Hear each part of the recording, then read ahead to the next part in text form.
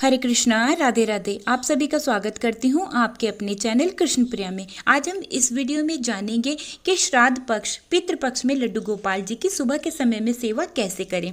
श्राद्ध निकालने के बाद लड्डू गोपाल जी की सेवा करनी चाहिए, पूजा करनी चाहिए, ये श्राद्ध निकालने से पहले ही हमें लड्डू गोपाल जी की पूजा सेवा करनी है, और किन चीजों का भोग लड्डू गोपाल जी को इन दिनों में नहीं लगाना चाहिए। और साथ ही जानेंगे कि लड्डू गोपाल जी के लिए कुछ नई चीजें लेकर के आ सकते हैं दिनों में या नहीं। सारी जानकारी वीडियो में लेकर के आई हूँ। वीडियो थोड़ी सी भी अच्छी लगी तो लाइक शेयर जरूर से कीजिएगा, और अगर चैनल पर पहली बार आए हैं तो प्लीज चैनल को सब्सक्राइब भी जरूर से कर लीजिएगा। तो देखिए, यहाँ पर अभी हमारे प्यारे श्याम सुंदर जी सोए हुए हैं, तो उनको बड़े लाड से, बड़े प्रेम से उनको जो है जगाना है। देखिए, जगाने का तरीका ना सबका अपना अपना होता है। कोई तो ताली बजा के जगाता है, कोई घंटी बजा करके जगाता है, लेकिन हमारे दिल का ऐसा भाव है कि हमारे छोटे से लल्ला हैं तो कहीं वो ताली की आवाज़ से और घंटी की आवाज़ से डर ना जाए, तो इसीलिए हम उनको प्रणाम करते हैं सबसे पहले, और फिर ठाकुर जी के हाथ पैरों को अच्छे से सहलाते हुए, उनका नाम पुकारते हुए धीरे धीरे उनको हम जगाते हैं। और जगाने के बाद फिर लल्ला को गोद में लेके अपने पूरे घर में उनसे बातें करते हुए उनको घुमाते हैं, उनको थोड़ा सा बालकनी से बाहर दिखाते हैं। उसके बाद में हम उनको जल पिलाते हैं राधे राधे बोल के। तो यहाँ पर अभी हमारे श्याम सुंदर जी जल पी रहे हैं। आप अपने लल्ला को दूध भी पिला सकते हैं जगाने के बाद। और अब हम अपने लड्डू गोपाल जी को स्नान करवाएंगे। तो एक बर्तन में स्वास्तिक बनाया है चंदन से, थोड़े से फूलों का आसन रख के कन्हैया और गोपाल जी को विराजमान किया है, और ठाकुर जी के हाथ पर तुलसी पत्ता रखा है। और अब हम इत्र मिश्रित जल से लड्डू गोपाल जी को स्नान करवाएंगे। तो ओम नमो भगवते वासुदेवाय, इस मंत्र का जाप करते हुए लड्डू गोपाल जी को स्नान कराना है। देखिए, लड्डू गोपाल जी को इत्र मिश्रित जल से या जैसे चंदन से, मतलब कि सुगंधित चीजों से स्नान कराने से हमारे घर में बहुत ही सुख शांति आती है। तो इसलिए आप लड्डू गोपाल जी को श्राद्ध पक्ष में इत्र मिश्रित जल से स्नान करवा सकते हैं, चंदन लगाकर स्नान करवा सकते हैं, आप पंचामृत से भी स्नान करा सकते हैं, कच्चे दूध से भी स्नान करा सकते हैं। लल्ला को स्नान कराने के बाद उनका अंग पोषण करना चाहिए, मतलब कि उनको बहुत ही अच्छे से पोंछ लेना है। उसके बाद में लल्ला को इत्र से मालिश जरूर से करनी चाहिए। वैसे तो देखिए, रोज ही लड्डू गोपाल जी को इत्र सेवा जरूर से देनी चाहिए, ये बहुत ही जरूरी होता है।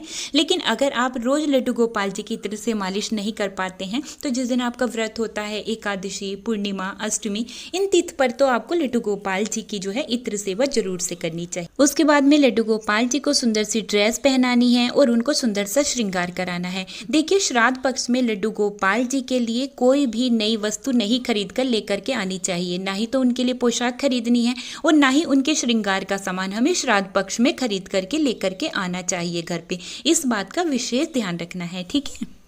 देखिए, श्राद्ध पक्ष, जिसको कि हम पितृपक्ष भी बोलते हैं और कनागत भी बोलते हैं, तो ये 16 दिनों तक रहते हैं। इस बार सन 2024 में 18 सितंबर से शुरू होकर के 2 अक्टूबर तक श्राद्ध पक्ष रहने वाला है। तो देखिए, श्राद्ध के समय में क्या करना है, आपको पहले से ही लड्डू गोपाल जी के लिए 16 ड्रेसेस निकाल के और उनसे मैचिंग जो है ज्वेलरी वगैरह निकाल के आपको अलग से रख लेनी है। फिर आप लड्डू गोपाल जी को रोज एक ज्वेलरी और एक ड्रेस आप धारण करवा सकते हैं, क्योंकि श्राद्ध के समय में ना, सुबह के समय में हमें श्राद्ध का खाना भी बनाना होता है।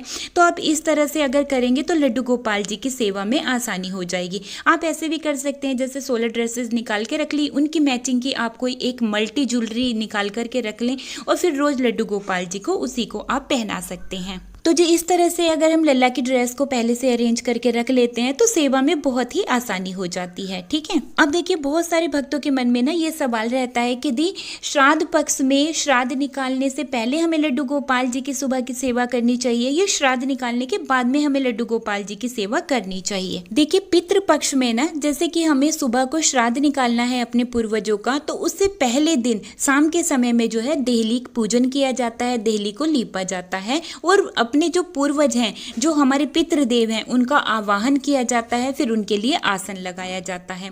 फिर सुबह को अच्छे से स्नान करने के बाद, किचन को बहुत ही अच्छे से साफ करने के बाद उनके लिए भोजन तैयार किया जाता है, उनकी पसंद का।